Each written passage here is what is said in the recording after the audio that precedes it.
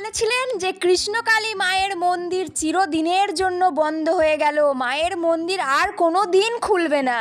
তারা সব কোথায়? এই দেখুন কৃষ্ণকালী মায়ের নতুন মন্দির।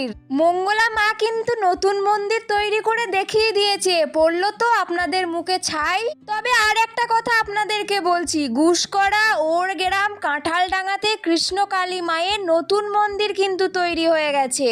তবে আর একটা কথা বলি আপনাদেরকে, আপনাদের সকলের কিন্তু নিমন্ত্রণ রইল। মঙ্গলা মায়ের হয়ে কিন্তু আমি সবাইকে নিমন্ত্রণ করে দিলাম। বৈশাখ মাসের 3 তারিখে মায়ের বাৎসরিক পুজো, আপনারা কিন্তু সবাই সেখানে উপস্থিত থাকবেন, ঠিক আছে?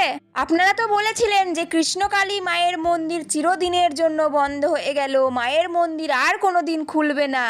তো তাহলে 3 তারিখে কিন্তু সবাই চলে আসবেন কৃষ্ণকালী মায়ের মন্দিরে। আমি কিন্তু ঠিকানাটা বলে দিলাম, গুসকরা ওরগ্রাম কাঁঠালডাঙ্গা। ঠিকানাটা কিন্তু একটু ভালো করে লিখে রাখবেন, আর এসে মাকে দর্শন করে যাবেন।